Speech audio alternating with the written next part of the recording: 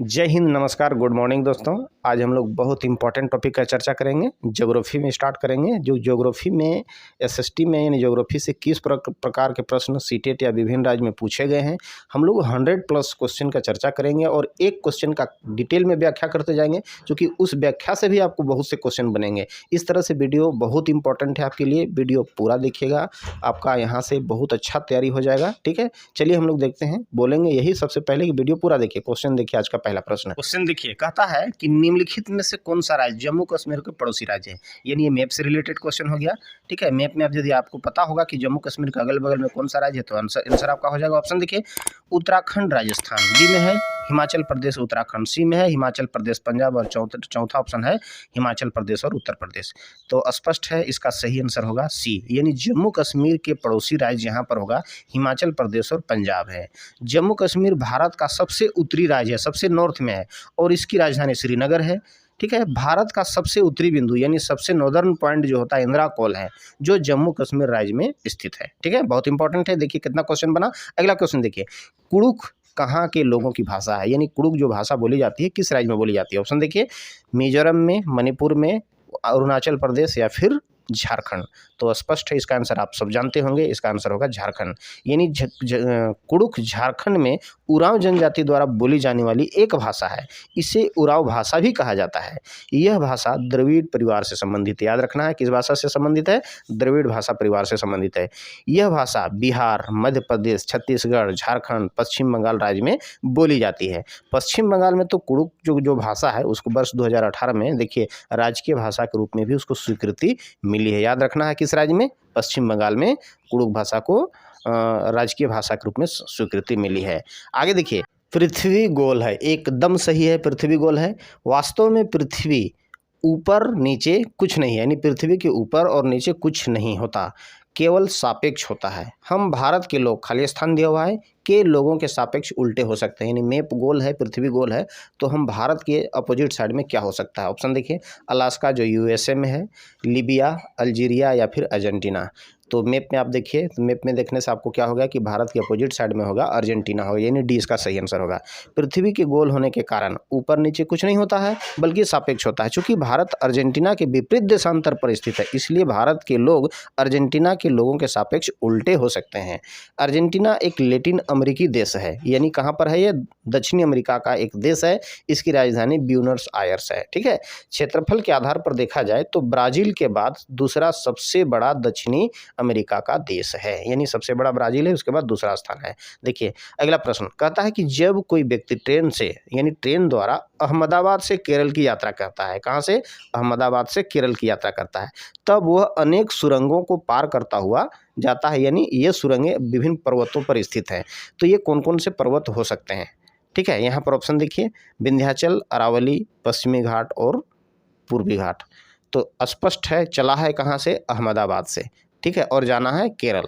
तो कि देखिए यह इसका आंसर सही होगा, वेस्टर्न घाट यानी पश्चिमी घाट सी सही आंसर है। ट्रेन द्वारा अहमदाबाद से केरल की यात्रा करते समय अनेक सुरंगों को पार करना पड़ता है। ये सुरंगें पश्चिमी घाट की पर्वत श्रृंखला पर स्थित है। पश्चिमी घाट जिसे सह्याद्री के नाम से भी जानते हैं, याद रखना है, सह्याद्री भी कहते हैं। यह पर्वत श्रृंखला गुजरात से शुरू होकर महाराष्ट्र, गोवा, कर्नाटक, केरल, तमिलनाडु, ठीक है, तक पहुंचती है, जो कोस्टल यानी वेस्टर्न घाट होती हुई जाती है। इस पर्वत श्रृंखला में अनेक सुरंग हैं यानी दर्रे हैं, जैसे आप देख सकते हैं थाल घाट, भोर घाट, पाल घाट, है ना, सेनकोटा स्थित है। विंध्याचल पर्वत श्रृंखला मध्य प्रदेश और उत्तर प्रदेश में स्थित है। देखिए वेस्टर्न घाट से पीछे हो गया यह। अरावली पर्वत श्रृंखला की बात किया जाए तो यह पर्वत श्रृंखला का विस्तार जो होता है राजस्थान से दिल्ली तक है। पूर्वी घाट की पर्वत श्रृंखला का विस्तार जो होता है उड़ीसा से तमिलनाडु तक है, जो कहीं भी वो टच नहीं करता है। यानी इसका सबसे माने सही आंसर होगा वेस्टर्न घाट, पश्चिमी घाट। ठीक है, आगे देखिए, कहता है कि तमिलनाडु के निकटवर्ती यानी जो समीपवर्ती राज्य हैं वे कौन कौन हैं। देखिए फिर मैप से रिलेटेड क्वेश्चन आ गया, जो सीटेट 2015 में भी और 16 में भी पूछा हुआ है। आगे देखिए, कहता है ऑप्शन में देखिए, केरल, कर्नाटक और आंध्र प्रदेश। बी में है केरल, गुजरात और कर्नाटक। सी में है आंध्र प्रदेश, गोवा और कर्नाटक। और डी में है गोवा, कर्नाटक और केरल। तो क्लियर है, यह भी मैप से रिलेटेड क्वेश्चन, इसका आंसर ए होगा। यानी तमिलनाडु के निकटवर्ती राज्य जो हैं केरल, कर्नाटक और आंध्र प्रदेश हैं। आंध्र प्रदेश तमिलनाडु के उत्तर में, ठीक है, केरल तमिलनाडु के पश्चिम में, कर्नाटक तमिलनाडु के उत्तर पश्चिम में स्थित है। इसकी सीमाएं गोवा और गुजरात को स्पर्श करता ही नहीं है। ठीक है, इसलिए क्लियर है, इसका आंसर ए होगा। आगे देखिए, कहता है कांसा, है ना, ब्रोंज के बारे में निम्नलिखित कथन का अध्ययन कीजिए और दिए गए कथन के आधार पर आपको सही आंसर देना है। ऑप्शन देखिए, कहता है पहला में यह एल्युमिनियम, आयरन और कॉपर जैसा ही एक तत्व है। ठीक है, दूसरा कहता है इसे भट्ठी में कॉपर और टीन को पिघलाकर बनाया जाता है। तीसरा कहता है आदिवासी लोग ब्रोंज का उपयोग हजारों वर्ष पूर्व से ही करते आ रहे हैं। और चौथा है ब्रोंज से बनी वस्तु, यानी ब्रोंज से जो भी वस्तु बनती है एल्युमिनियम की बनी वस्तुओं की तुलना में हल्की परंतु अधिक मजबूत और टिकाऊ होती है। ठीक है, तो उपरोक्त कथन का चयन करिए। तो इसमें ABCD ऑप्शन दिया हुआ है, इसमें सबसे बेहतर आपको एक एक करके देख लेना है। तो यहाँ पर देखिए, यह एल्युमिनियम, आयरन और कॉपर जैसा एक तत्व नहीं है, ये गलत है। इसे भट्ठी में, यानी जो होता है भट्ठी में कॉपर और टीन को पिघलाकर बनाया जाता है, ये सही है। कहता है तीसरा में आदिवासी लोग ब्रोंज का उपयोग जो होता है हजारों वर्ष पहले से ही करते आ रहे हैं, ये सही है। फिर कहता है चौथा में कि ब्रोंज से बनी वस्तुएं एल्युमिनियम की बनी वस्तुओं की तुलना में हल्की होती है, जो गलत है, ये भारी होता है परंतु अधिक मजबूत और टिकाऊ होता है, ये क्वेश्चन गलत है। ठीक है, यानी इस प्रकार हम देख सकते हैं 20 का सही आंसर है। इसको और डिटेल में हम लोग जानते हैं। देखिए, कहता है कि कांसा एक मिश्र धातु है, इसे भट्ठी में माने 88% कॉपर और 12% टीन को पिघलाकर इसे मिलाकर बनाया जाता है। आदिवासी लोग कांसा का उपयोग हजारों वर्ष से करते आ रहे हैं, यह सही है। इसका उपयोग जो होता है यानी सिक्का, बर्तन, मेडल, जहाज और विभिन्न प्रकार के विद्युत लेपन में भी इसका उपयोग किया जाता है। कांसे से बनी वस्तुएं एल्युमिनियम से बनी वस्तुओं की तुलना में भारी होती है, यानी कांसा से जो भी वस्तु बनता है वो एल्युमिनियम से भारी होता है। ठीक है, आगे देखिए, कहता है हमारे देश में निम्नलिखित स्थानों में से कौन सा ठंडा रेगिस्तान है, यानी कौन सा स्थान है जिसको ठंडा रेगिस्तान हम कहते हैं, यानी शीत मरुस्थल कहते हैं। जैसलमेर, लद्दाख, मेघालय या दार्जिलिंग। तो इसका आंसर बी होगा, लद्दाख। लद्दाख क्षेत्र भारत का ठंडा रेगिस्तान है, इसे शीत मरुस्थल भी कहा जाता है। लद्दाख जम्मू कश्मीर राज्य में स्थित है, इसकी राजधानी लेह है। ठीक है, लद्दाख काराकोरम और हिमालय पर्वत के मध्य में स्थित है। आगे कहता है क्वेश्चन फिर, गुरप्रीत पहली बार रेलगाड़ी से यानी नई दिल्ली से चेन्नई गया, यानी गुरप्रीत को एक लड़का है, वह पहली बार नई दिल्ली से चेन्नई गया रेलगाड़ी में। अपनी रेल यात्रा में उसकी गाड़ी द्वारा निम्नलिखित में से किस नदी को पार करने की संभावना नहीं है, यानी उसकी जो रेलगाड़ी गई कौन सी नदी को पार नहीं कर सकती, ऐसा संभावना। ऑप्शन देखिए, गोदावरी, गंगा, कृष्णा और नर्मदा। तो कहा गया है रेल यात्रा कहाँ से, दिल्ली से चेन्नई की ओर जा रहा है, तो देखिए इस बीच में कौन नहीं आता है, तो यहाँ इसका सही आंसर होगा बी, गंगा। यानी रेलगाड़ी द्वारा नई दिल्ली से चेन्नई की यात्रा करते समय गंगा नदी नहीं पड़ेगी, क्योंकि गंगा नदी उत्तराखंड जो उत्तर में है, उत्तर प्रदेश, बिहार, पश्चिम बंगाल होते हुए बंगाल की खाड़ी में जाके ये गिरती है। जबकि गुरप्रीत को दक्षिण में जाना है, कहाँ जाना है, दक्षिण दिशा में जाना है, साउथ की ओर जाना है। ठीक है, तो वह अपनी रेलगाड़ी में नर्मदा नदी को पार करेगी जो मध्य प्रदेश में है, गोदावरी को पार करेगी जो महाराष्ट्र में है, कृष्णा नदी को पार करेगी जो आंध्र प्रदेश को पार करते हुए यात्रा करेगा। ठीक है, यानी यहाँ पर गंगा नदी को पार नहीं करेगा और यही इसका सही आंसर है। अगला प्रश्न कहता है कि निम्नलिखित में से हमारे देश के किस राज्य के अधिकतर लोग नारियल के तेल से यानी नारियल की तेल में पकी हुई समुद्री मछली को खाना पसंद करते हैं। आपको ऐसा चुनना है जो जहाँ अधिकतर नारियल पाया जाता है। ठीक है, मिजोरम, गोवा, जम्मू कश्मीर और बिहार। तो इसका आंसर होगा यहाँ गोवा, यानी गोवा राज्य के लोग नारियल के तेल में पकी हुई मछली यानी समुद्री मछली को खाना पसंद करते हैं। गोवा भारत का समुद्र तटीय राज्य है जो एकदम समुद्र के किनारे यानी कोस्टल एरिया में स्थित है। ठीक है, यहाँ की प्रमुख भाषा कोंकणी है। यहाँ के लोगों का प्रमुख व्यवसाय जो है मछली पकड़ना। नारियल के पेड़ गोवा में बहुत मात्रा में उगते हैं, बहुत मात्रा में पाए जाते हैं। नारियल के तेल का प्रयोग गोवा के खाने में अलग अलग तरीके से किया जाता है, यानी उसको बहुत विभिन्न प्रकार के से उपयोग करते हैं खाने में। ठीक है, नारियल के तेल में पकी हुई समुद्री मछली यहाँ के लोगों का एक बहुत प्रमुख क्षेत्रीय व्यंजन है, बहुत चाव से इसको खाते हैं। आगे देखते हैं 10 में कहता है कि अबू धाबी के विषय में कथन को चुनना है, यानी अबू धाबी एक जगह है उसके विषय में सही कथन को चुनना है। ऑप्शन देखिए, यह रेगिस्तानी इलाका में स्थित है। दूसरा है अबू धाबी में पानी जो होता है पेट्रोल से अधिक महंगा होता है। और तीसरा है यहाँ की स्थानीय भाषा अरबी है। और चौथा है अबू धाबी का जो करेंसी है, मुद्रा है, वो जिसको दिनार कहते हैं। तो कौन सा आंसर इसका सही होगा? ऑप्शन में यहाँ पर देखिए, सभी ऑप्शन को देखिए तो यहाँ पहला, दूसरा, चौथा यानी तो यहाँ पर ऑप्शन को देखने से पता चलता है कि दिए गए कोई भी ऑप्शन में ये सही नहीं होगा, कोई भी ऑप्शन यहाँ सही नहीं है। ठीक है, यानी हम लोग देखते हैं कि अबू धाबी जो होता है संयुक्त अरब अमीरात यानी यूएई की राजधानी है। यह रेगिस्तानी इलाके में तो स्थित है और आबादी के आधार पर यह जो होता है दूसरा यूएई द्वारा होता है दूसरा सबसे बड़ा शहर है। यानी यूएई का संयुक्त अरब माने अबू धाबी जो होता है संयुक्त अरब अमीरात का दूसरा सबसे बड़ा शहर है। अबू धाबी की स्थानीय भाषा अरबी है। ठीक है, यहाँ की मुद्रा जो होता है दिनार है, जिसको दिरहम भी कहते हैं। अबू धाबी के अरब रेगिस्तान में स्थित होने के कारण यहाँ का पानी पेट्रोल से भी महंगा है। तो यहाँ पर इस तरह से हम लोग देखते हैं कि कोई भी ऑप्शन जो होता है यहाँ स्पष्ट नहीं है। ठीक है, कोई भी ऑप्शन स्पष्ट नहीं है। आगे देखिए प्रश्न कहता है मृत सागर क्या है, यानी डेड सी क्या है। ऐसा सागर जिसका पानी जहरीला होता है। दूसरा है ऐसा सागर जो सभी महासागरों और सागरों से अधिक नमकीन है। और तीसरा ऐसा सागर जिसमें ज्वार भाटे जो होते हैं टाइड्स बहुत तीव्र गति से बहुत तेजी से आते हैं। और चौथा ऐसा सागर जिसमें जहाज चलाना खतरनाक होता है। तो देखिए इस प्रश्न का सही आंसर यहाँ बी होगा, यानी ऐसा सागर जिसमें सभी महासागरों और सागरों के जो भी पानी होता है सबसे नमकीन होता है। मृत सागर जॉर्डन इजराइल की सीमा पर स्थित है, यानी मृत सागर जो है जॉर्डन इजराइल की जो बाउंड्री पर स्थित है। मृत सागर जो होता है सी लेवल से यानी समुद्र तल से 418 मीटर नीचे है। जो भी सागर हैं, जो खारे पानी के जितने भी सागर हैं उसमें सबसे ज़्यादा ये विश्व में सबसे ज़्यादा इसका निचला बिंदु होता है। इसे खारे पानी का गहरी झील भी कहा जाता है। ठीक है, इसका घनत्व अधिक होता है, क्योंकि खारा है इसलिए इसका घनत्व अधिक होगा, तथा इसमें खनिज भी बहुत अधिक मात्रा में मिलते हैं।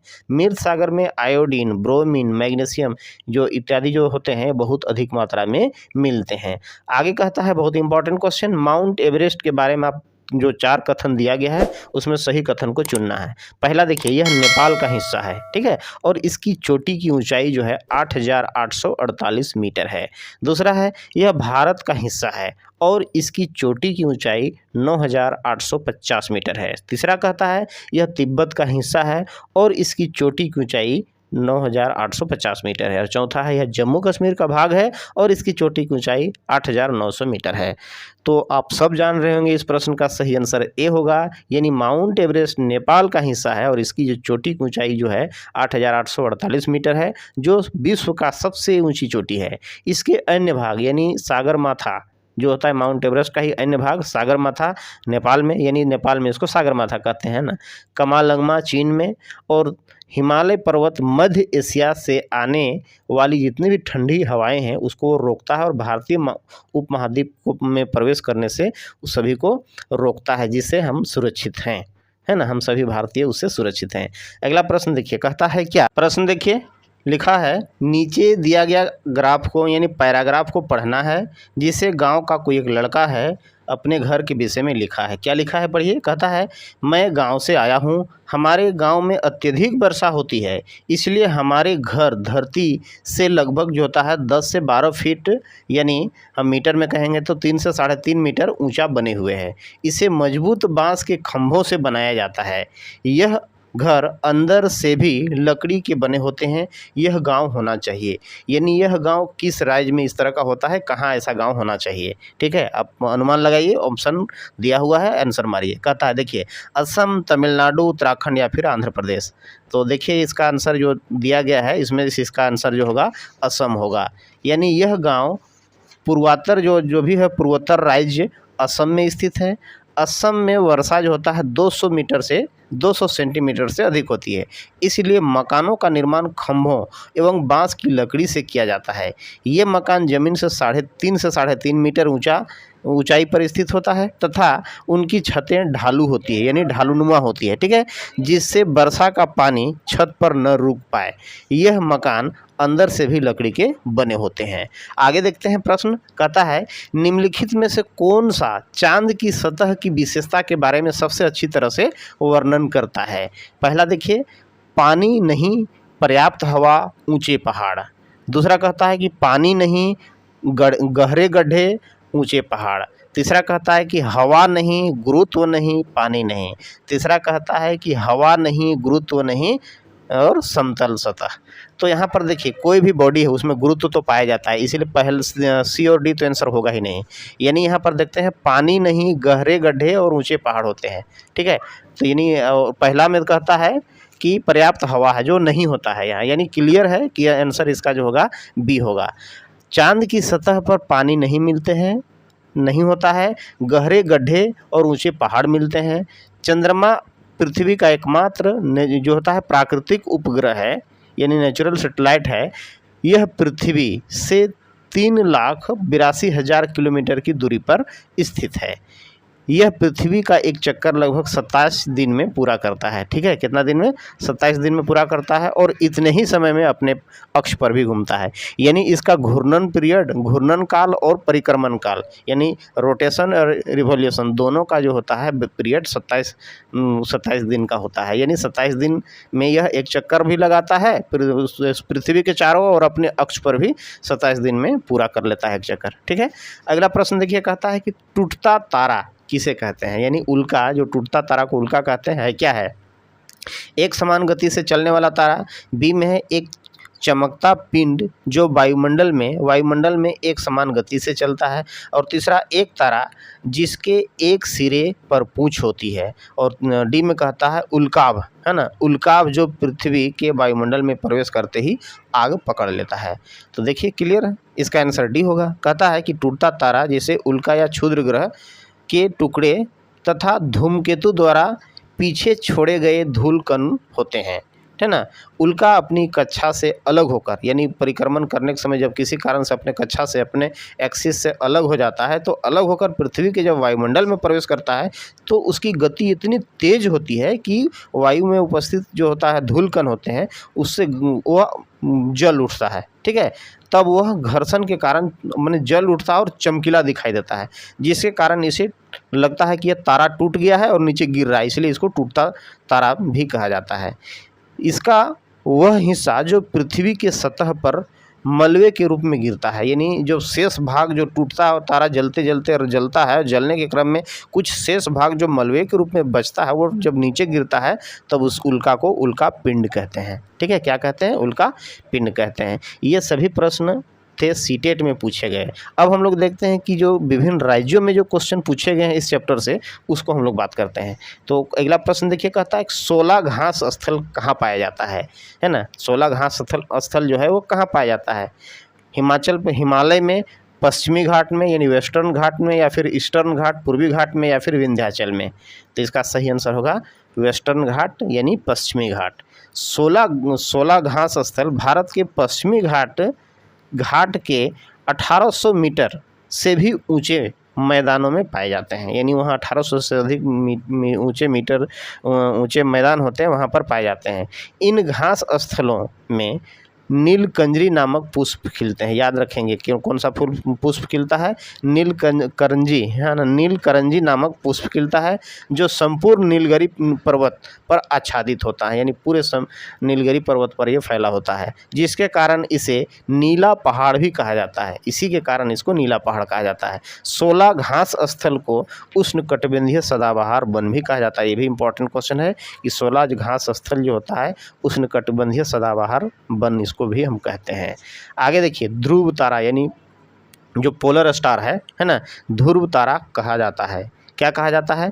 उत्तरी तारे को, दक्षिणी तारे को, पूर्वी तारे को या पश्चिमी तारे को। तो क्लियर है, ध्रुव तारा जो होगा ये आप जान रहे हैं, इसका आंसर होगा ए यानी उत्तरी तारे को। ध्रुव तारा उत्तरी तारे को कहा जाता है क्योंकि यह हमेशा उत्तर दिशा में ही चमकता है, यानी इसका जो स्थिति है एकदम निश्चित है, उत्तर दिशा में ही चमकता है। ध्रुव तारा पृथ्वी के उत्तरी ध्रुव के एक अक्ष पर स्थित होता है। यह पृथ्वी पर 434 प्रकाश वर्ष की दूरी पर स्थित है। अब एक नया टर्म आ गया, प्रकाश वर्ष। देखिए प्रकाश वर्ष हम लोग किसे कहते हैं, यानी प्रकाश हम लोग चर्चा करते हैं, यानी प्रकाश द्वारा तय की गई, एक वर्ष में तय की गई दूरी को प्रकाश वर्ष कहते हैं, जिसको हम लोग देखिए इस तरह से निकालते हैं, है ना। ध्रुव तारे को पोलर स्टार या राइजिंग स्टार भी कहा जाता है। ध्रुव तारे को देखकर समुद्र या रेगिस्तानी यात्रा की जो दिशा होती है उसको ज्ञात किया करते हैं। हम लोग देखने चर्चा कर रहे थे क्या, लाइट ईयर यानी प्रकाश वर्ष, यानी प्रकाश द्वारा एक वर्ष में तय की गई दूरी को प्रकाश वर्ष कहते हैं। देखिए यानी एक सेकंड में हम लोग जानते हैं प्रकाश की गति जो होती है ठीक है। 3 × 10⁸ मीटर पर सेकेंड होती है। तो इस तरह से हम लोग इसको ये प्रति सेकेंड में, यदि हम मिनट में बात करेंगे 60 से गुना करेंगे, घंटा में बात करेंगे फिर 60 से गुना करेंगे, और एक दिन में बात करेंगे तो 24 से गुना करेंगे, फिर एक वर्ष से गुना यदि बात करते हैं तो ये कितना हो जाता है 365 से गुना करेंगे। इस तरह से इसको हम लोग कैलकुलेट करते हैं। तो कैलकुलेट करने से आता है ये 9.46 × 10⁻12 किलोमीटर, या फिर हम यदि मीटर में बात करते हैं तो 9.46 × 10⁻15 मीटर, ये 1 लाइट ईयर है ना, लाइट ईयर होता है। ठीक है, यानी एक वर्ष में प्रकाश इतनी दूरी तय करती है। तो इस तरह से हम लोग देखते हैं कि यह पृथ्वी से 434 प्रकाश वर्ष दूरी, माने प्रकाश वर्ष दूरी पर स्थित है। कहने का मतलब है कि फिर 9.46 × 10⁻12 किलोमीटर को फिर हम 434 से मल्टीप्लाई करेंगे तो इतना दूर पर जो है ध्रुव तारा स्थित है। इंपॉर्टेंट है, इसको याद रखेंगे। आगे देखिए मकर रेखा क्या है, यानी ट्रॉपिक ऑफ कैप्रिकॉर्न है ना, कहाँ पर है? 23.5 डिग्री, या फिर 23.5 डिग्री नॉर्थ, या फिर 23.5 डिग्री साउथ, या फिर 23.5 डिग्री साउथ। तो क्लियर है, इसका आंसर सी होगा, यानी 23.5 डिग्री उत्तरी अक्षांश रेखा को हम लोग क्या बोलते हैं? मकर रेखा बोलते हैं, ट्रॉपिक ऑफ कैप्रिकॉर्न। ठीक है, यानी भूमध्य रेखा से दक्षिण में स्थित 23.5 डिग्री दक्षिणी अक्षांश रेखा को मकर रेखा कहा जाता है। याद रखेंगे, इंपॉर्टेंट है। 22 दिसंबर को सूर्य के प्रकाश मकर रेखा के परपेंडिकुलर यानी लंबवत पड़ता है। ठीक है, इस दिन दक्षिणी गोलार्ध में सबसे बड़ा दिन होता है। दक्षिणी गोलार्ध में सबसे बड़ा दिन होता है। इस स्थिति को मकर संक्रांति कहते हैं। इस स्थिति को हम लोग क्या कहते हैं? मकर संक्रांति कहते हैं। इसलिए ऑस्ट्रेलिया, याद रखेंगे इंपॉर्टेंट क्वेश्चन, ऑस्ट्रेलिया एवं दक्षिणी अफ्रीका में क्रिसमस गर्मियों में मनाया जाता है। हम लोग कहाँ शरद, हम लोग दिसंबर माह में हम लोग यहाँ ठंडा रहता है, लेकिन वहाँ गर्मी के दिन होता है। और ऑस्ट्रेलिया और दक्षिणी अफ्रीका में उसमें जो मनाया जाता है गर्मी के दिन में, क्रिसमस जो मनाया जाता है गर्मी के दिन में मनाया जाता है। ठीक है, मकर रेखा पर ऑस्ट्रेलिया, मेडागास्कर, दक्षिणी अफ्रीका, बोत्सवाना, नामीबिया, अर्जेंटीना तथा चिली आदि देश स्थित है। यानी मकर रेखा पर स्थित देश जो हो गए, ये कौन कौन हो गए? ऑस्ट्रेलिया, मेडागास्कर, याद रखेंगे, दक्षिणी अफ्रीका, बोत्सवाना, नामीबिया, अर्जेंटीना तथा चिली है। कहने का मतलब है कि यहाँ पर जो भी यदि क्रिसमस का त्यौहार मनाया जाएगा तो सभी गर्मियों के दिन में होगा। भूमध्य रेखा के यानी जो इक्वेटर है, इक्वेटर के अपने मैप में देख सकते हैं कि इक्वेटर के उत्तर में 23.5 डिग्री यदि अक्षांश रेखा होगा तब उसको हम लोग ट्रॉपिक ऑफ कैंसर यानी कर्क रेखा कहेंगे। उत्तर की ओर रहेगा तो कर्क रेखा, और दक्षिण की ओर रहेगा तो इसको हम लोग क्या कहेंगे? मकर रेखा कहेंगे। ठीक है, इंपॉर्टेंट है। चलिए अगला देखते हैं। वायुमंडल का प्रमुख स्तर जो पृथ्वी तल के नज़दीक है, यानी वायुमंडल का जो प्रमुख स्तर जो पृथ्वी तल के नज़दीक है क्या है? समताप मंडल, क्षोभ मंडल, मध्य मंडल या फिर आयन मंडल। इंपॉर्टेंट क्वेश्चन, अब आसान भी क्वेश्चन आप जान रहे होंगे, इसका आंसर बी होगा। ठीक है, यानी क्षोभ मंडल वायुमंडल का प्रमुख स्तर है जो पृथ्वी तल के सबसे समीप है, यानी पृथ्वी के तल से सटा हुआ है, यानी पृथ्वी का सबसे निचला परत है। यानी ठीक है, यानी हम लोग मंडल की बात करते हैं तो सबसे निचला मंडल क्षोभ मंडल है। क्षोभ मंडल पृथ्वी की सतह से विषुवत रेखा के ऊपर, यानी यहाँ जो होता है विषुवत रेखा इक्वेटर के ऊपर, ये 16 से लेकर के 18 किलोमीटर ऊंचा होता है, और ध्रुव पर पोल पर जो होता है यह 8 किलोमीटर ऊंचा होता है, ऊंचाई पर स्थित है। सभी मौसम संबंधी घटनाएं जैसे वर्षा, बादल, ताप, है ना, आंधी, तूफान, मेघ, गर्जन, पाला, ओस, जितना भी होता है सभी इसी मंडल में घटित होता है। ठीक है, इस मंडल और इसी के कारण जो होता है ना, क्षोभ मंडल को क्या कहा जाता है? थिएटर ऑफ वेदरिंग चेंज, यानी मौसम परिवर्तन की रंगशाला कहा जाता है। यानी ये जितना भी रंग दिखाई देता है, मेघ, गर्जन, आंधी, तूफान, इसी के कारण इसको हम लोग क्या बोलते हैं? मौसम परिवर्तन की रंगशाला, थिएटर ऑफ वेदरिंग चेंज। ठीक है, इंपॉर्टेंट है, याद रखेंगे। इस मंडल में ऊंचाई बढ़ने के साथ तापमान गिरता है। याद रखेंगे, जैसे जैसे हम ऊपर जाएंगे वो तापमान गिरेगा। इसी को आप समझ सकते हैं कि जब हम बात करते हैं, देखिए आपको स्पष्ट हो जाएगा इसमें, आप ध्यान से सुनेंगे। जब हम यहाँ क्या बात कर रहे हैं कि क्षोभ मंडल में जैसे जैसे हम ऊपर जाएंगे तापमान कम होते जाता है ना। जैसे आप समझ सकते हैं कि माउंट एवरेस्ट जो है सबसे ऊंचा बिंदु है। ठीक है, जिसकी ऊंचाई अभी हम लोग चर्चा किए हैं 8,848 मीटर है। आप पढ़े होंगे, आप जानते हैं कि माउंट एवरेस्ट क्या होता है, बर्फ़ बना हुआ है। यानी जैसे जैसे हम लोग ऊपर जा रहे हैं उसका तापमान क्या हो गया, कम हो गया। यदि तापमान बढ़ता तो वह बर्फ़ नहीं होता, वो बर्फ़ पिघला हुआ रहता है। लेकिन देखिए जो सबसे विश्व की सबसे ऊंची चोटी है माउंट एवरेस्ट, वह बर्फ़ है वहाँ पर, ठीक है, बर्फ़ जमा हुआ है। आगे देखते हैं, तिब्बत की सांगपो नदी भारत में किस नाम से जानी जाती है? यानी तिब्बत में उस नदी को हम लोग सांगपो कहते हैं। उसी नदी को जब भारत में प्रवेश करती है तो उसको हम लोग कौन से नदी के नाम से जानते हैं? अब इधर है ना, गंगा, यमुना, ब्रह्मपुत्र या सिंधु? इंपॉर्टेंट है, आप जान रहे होंगे, इसका आंसर होगा ब्रह्मपुत्र, ठीक है, सी सही आंसर है। तिब्बत में सांगपो नदी भारत में ब्रह्मपुत्र के नाम से जानी जाती है। इस नदी का उद्गम याद रखेंगे, तिब्बत में मानसरोवर झील में चेमायुंगडुंग ग्लेशियर से होता है। याद रखेंगे, चेमायुंगडुंग ग्लेशियर से होता है, जो मानसरोवर झील के निकट है। तिब्बत में इस नदी को यारलुंग, है ना, क्या कहते हैं, यारलुंग है, ठीक है, सिंहमुख, यारलुंग मन सिंहमुख। यह नदी तिब्बत, चीन, भारत व बांग्लादेश से होते हुए नीचे हिंद महासागर में प्रवेश करती है, ठीक है। अब हम लोग आते हैं इस प्रकार से, अगला क्वेश्चन में हम लोग देखते हैं कि कोटापेक्सी जो एक है ना एक्टिव वॉल्केनो है, यानी जागृत ज्वालामुखी है जो अवस्थित है। यानी कोटापेक्सी ज्वालामुखी जागृत ज्वालामुखी है, कहाँ पर स्थित है? सिसिली में, या फिर हवाई द्वीप में, या एंडीज में, या फिर रॉकीज में? तो देखिए यहाँ पर इस प्रश्न का सही आंसर जो होगा यहाँ पर सी होगा। यानी कोटापेक्सी पर्वत एक सक्रिय यानी एक्टिव वॉल्केनो है जो दक्षिण अमेरिका में स्थित एंडीज पर्वतमाला, ठीक है, यानी दक्षिण अमेरिका में स्थित जो एंडीज पर्वतमाला, या फिगर में भी देख सकते हैं, स्थित है। यह विश्व की सबसे ऊंची ज्वालामुखी है, इंपॉर्टेंट है, याद रखेंगे, सबसे ऊंचा ज्वालामुखी है, ठीक है।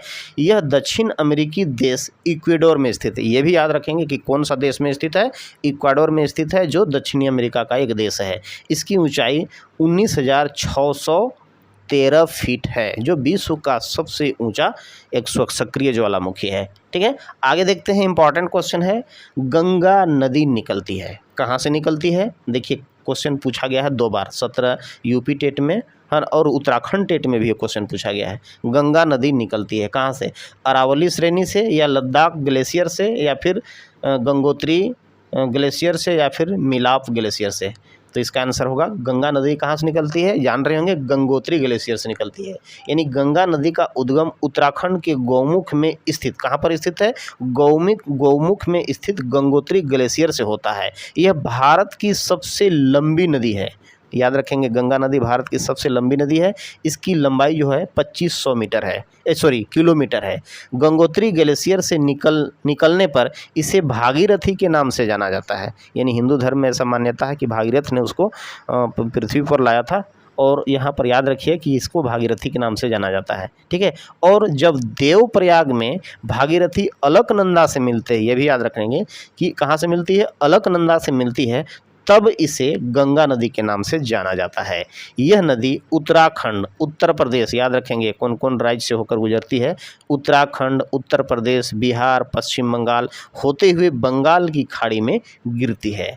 पश्चिम बंगाल में इसे हुगली के नाम से जाना जाता है, ठीक है। गंगा नदी विश्व की सबसे बड़ा यानी गंगा नदी पर ही स्थित जो होता है, गंगा नदी विश्व की सबसे बड़ा गंगा ब्रह्मपुत्र डेल्टा बनाती है। यानी गंगा ब्रह्मपुत्र का डेल्टा जहाँ सुंदरबन स्थित है, वो गंगा ब्रह्मपुत्र का डेल्टा बनाती है। इसकी सहायक नदियाँ, ये भी याद रखेंगे कि गंगा नदी की जो भी सहायक नदी कौन कौन है। इसकी सहायक नदियाँ में क्या है, गंगा की सहायक नदी यमुना नदी है, शारदा नदी है, चंबल नदी है, बेतवा नदी है, और फिर देखिए घाघरा नदी, गंडक नदी, और कोसी नदी है, सोन नदी है। इसमें से आप देख रहे हैं कि दक्षिण के से आके मिलने वाला नदी में है चंबल नदी, बेतवा नदी, सोन नदी, और उत्तर की तरफ से जो मिलता है इसमें आप देख रहे हैं क्या है, शारदा, घाघरा, है ना, गंडक, कोसी, और इस तरह से यह सभी नदियाँ के साथ मिलते सभी सहायक नदियाँ इसमें शामिल होती है, और यह समुद्र में, हिंद महासागर में ये गिरती है, डेल्टा बनाती है। आगे